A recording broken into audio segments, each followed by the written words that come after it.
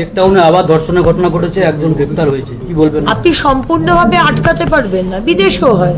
ধর্ষণ কখনো পুরোপুরি আটকানো সম্ভব না, ওটা বিদেশেও হয়। 64 দিনে 18 থেকে 20টা রেপ কেস হয়ে গেল। তো সেটা নিয়ে যখন আমাদের নারী কল্যাণ নারী সুরক্ষা মন্ত্রী যে হয়েছে তাকে যখন জিজ্ঞেস করা হয়, তো সে বলছে ধর্ষণ কখনো পুরোপুরি আটকানো সম্ভব না, ওটা বিদেশেও হয়। এটা আমার কথা না, আমাদের যে নারী কল্যাণ সমিতির যে মন্ত্রিত্ব এখন দেখছেন, নারী সুরক্ষা মানে দায়িত্বে যে রয়েছে, তার মুখের বক্তৃতা এটা, যে ধর্ষণ কখনো আটকানো সম্ভব নয়, ওগুলো একটু একটু বিদেশেও হয়। কি দারুণ বলেছে না, সত্যি। আর মুখ্যমন্ত্রী, আমাদের এক্স মুখ্যমন্ত্রী বলেছিল যে এরকম যদি দুর্ঘটনা কখনো হয়, ক্ষতিপূরণ হিসেবে 10 লক্ষ টাকা দেওয়া হবে। খুব বাজে কথা বলেছিল। তখন যদি দিদি এই কথাটা বলতো কি ভালো হতো, যে ধর্ষণ কখনো আটকানো সম্ভব না, ওরকম একটু আধটু ঘটনা তো ঘটে। তখন মনে হয় মমতা বন্দ্যোপাধ্যায়কে শাড়ি খুলে মারতে পারলে ভালো হতো। কিছু কিছু মেনস্ট্রিম মিডিয়ার কথা, মানে মেনস্ট্রিম মিডিয়া করতো এগুলো। এখন কোথায় মেনস্ট্রিম মিডিয়া? হোক না এই বিষয়টা নিয়ে ঘন্টাখানেক সঙ্গে সুমন, কিরকম লাগবে? কি সুন্দর কথা না, যে ধর্ষণ কখনো আটকানো সম্ভব না, ওগুলো একটু আধটু বিদেশেও হয়। বিদেশের একটু আধটু কালচার এখানেও আসুক, শুধু ধর্ষণটাকে বিদেশের সঙ্গে তুলনা করলে হবে? হ্যাঁ, আজকে আমি গেছিলাম একটু কাজে সল্টলেকে, 2 কিলোমিটার হেঁটেছি একটু খাবার জন্য। একটা খাবারের দোকান নেই, একজন একটা ঠেলাতে করে এসে একটা বিরিয়ানির হাঁড়ি লাগালো, এমন ভাবে কিলবিলিয়ে পিঁপড়ের মতন ছেঁকে ধরলো, দেখেই দোকানটা ভয় লাগলো যে যাবো কি করে আর খাবো কি করে, আদৌ খাবারটা পাবো কিনা কোনো, মানে অনেক লোক পায়ও নি, নিমিষের মধ্যে হাঁড়ি শেষ। চা, পান, বিড়ি, সিগারেট আর কয়েকটা ফলমূলের দোকান ছাড়া কোনো খাবারের দোকান পেলাম না। নিকো পার্কের ওখান থেকে আসছি, পুরো দোকানপাট নেই। কি রয়েছে? ডমিনোজ, কি রয়েছে? জাস্ট বেক, মানে যেখানে ঢুকলেই কিছু হোক না হোক 100 টাকা দিতে হবেই একটা কিছু খেতে গেলে। 20-30 টাকার খাবার ওখানে কিছু হবে না। উন্নতি করছে শহর, ক্লিন হচ্ছে,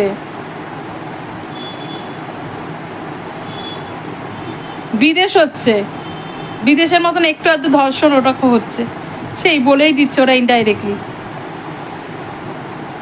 কি সুন্দর কথা শুনছি না? কে বলছে আমাদের ছেলেরা একটু আধটু ইট পাটকেল মেরেছে, তো কি হয়েছে মিছিলে? কে বলছে কি আমাদের এটা মুসলিম মেয়ে হয়েছে বলে এত কেন কথা হচ্ছে, আজকে যদি একটা হিন্দুর মেয়ে হতো তাহলে কি এগুলো এত কিছু বাড়াবাড়ি হতো? ধর্ষণ নিয়ে সব নেতারা বলছে, এগুলো নেতারা। এগুলো কি আদৌ নেতা? আমার তো মনে হয় এগুলো ঘর মোছা নেতার থেকেও অধম। যেই সব পাবলিক ফিগার এরা যদি এই ধরনের কথা বলে নেতা হয়ে, এগুলোকে নেতা বলে লাভ নেই, এগুলোকে ঘর মোছার নেতার যোগ্য, মানে ঘর মোছার নেতারও একটা যোগ্যতা আছে, তবু এদের নেই। ঘর মোছার নেতাটা নোংরা পরিষ্কার করতে লাগে, আর এইসব নেতারা হচ্ছে নোংরা ছড়ায় সমাজে। সমাজকে পরিষ্কার করার কাজে এরা লাগে না, যে সমাজে যেই দুর্নীতি যেগুলো রয়েছে, যেই নোংরামোগুলো হচ্ছে, সেগুলোকে শক্ত হাতে বন্ধ করি, সেই ইয়েতে নেই। এরা আরো নোংরা ছড়াচ্ছে, দুর্নীতি ছড়াচ্ছে, নোংরামো আরো বেশি করে লেপছে নিজেদের নোংরাগুলো পুরো সমাজের গায়ে লেপছে এরা। আর কেউ কিন্তু ধর্ষণ নিয়ে আওয়াজ তুলবে না, কারণ ওরকম একটু আধটু ঘটনা বিদেশেও ঘটে, ঠিক আছে? মাঝখান দিয়ে ছক্কা মেরে বেরিয়ে গেল কে বলো তো, বলতে পারবে? আমরা সবাই নব্য তৃণমূল, আদি তৃণমূল, কি চাটন তৃণমূল, এইসব করে যাচ্ছি। মাঝখান দিয়ে সিক্সার মেরে বেরিয়ে গেল আমাদের শঙ্কুদেব পণ্ডা, রিপাবলিক বাংলার স্বর্ণালী সরকারকে বিয়ে করে নিল চুপি চুপি। আজকে বিয়ে ছবি দেখলাম, ওই জিতে গেল, কিন্তু আর কে জিতলো জানি না, ওই জিতে গেল। যাক, নবদম্পতিকে অনেক শুভেচ্ছা। আগামী দিনগুলো ভালো হোক, সুখের হোক। তবে হ্যাঁ, একটু আধটু রেপ কিন্তু এটা কোনো ব্যাপার না, ঠিক আছে? এটাকে কিন্তু কেউ অত গায়ে মাখবে না। চলো দেখি, আবার একটু স্ক্রোল করতে করতে কে কি বললো, কার বক্তৃতা কখন কি কাজের আগে জানি না তো। আদানিকে যে নিউ টাউনে হসপিটাল বানানোর জন্য জমি দেওয়া হচ্ছে, শুভেন্দুবাবু বললেন মায়োর সাথে কোলাবোরেশন করে নিউ টাউনে বিরাট হসপিটাল তৈরি হবে, অনেক উচ্চমানের।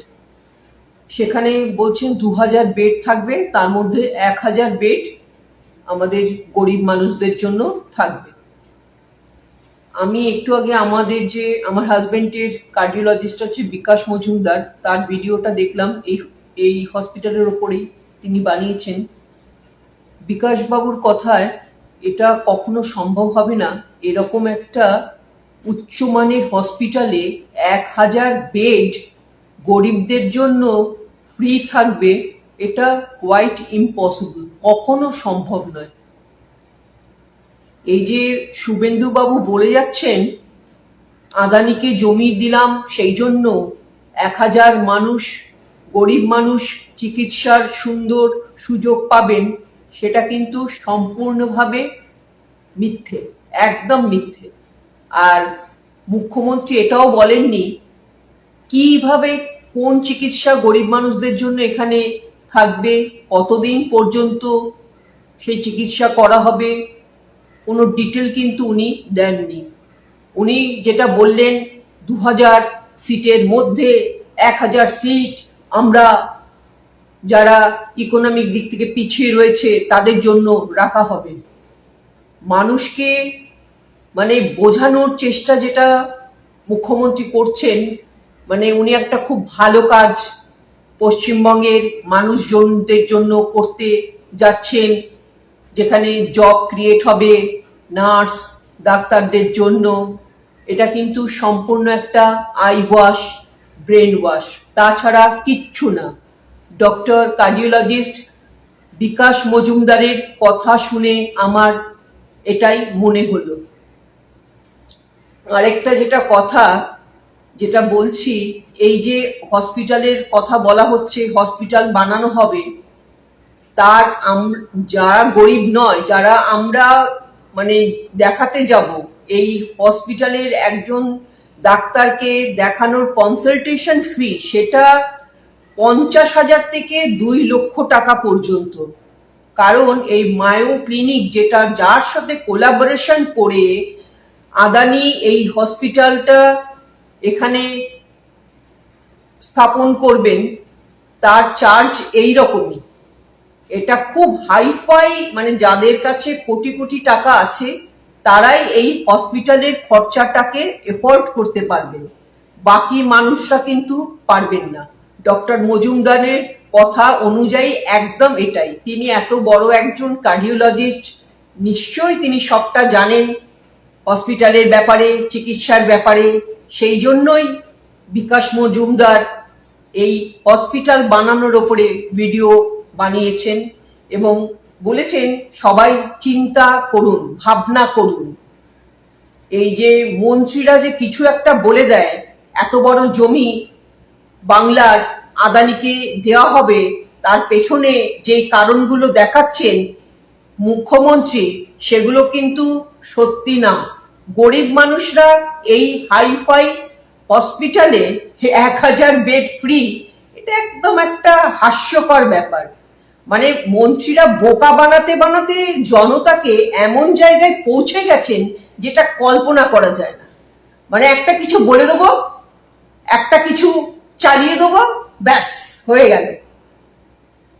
আদানিকে এখানে নিউ টাউনের মতো জায়গায় এত একর একর জমি দেওয়া হচ্ছে, এটা কতটা ঠিক না সেটা আমি বলতে পারবো না। তবে সবাই চিন্তা ভাবনা করুন এই ব্যাপারে। মুখ্যমন্ত্রী বলে চলে গেলেন বড় বড় লেকচার দিয়ে 2000 সিটের মধ্যে 1000 সিট গরিব মানুষদের জন্য থাকবে, সেটা কিন্তু সম্পূর্ণ উনি ভুল তথ্য দিচ্ছেন ডক্টর মজুমদারের কথা অনুযায়ী।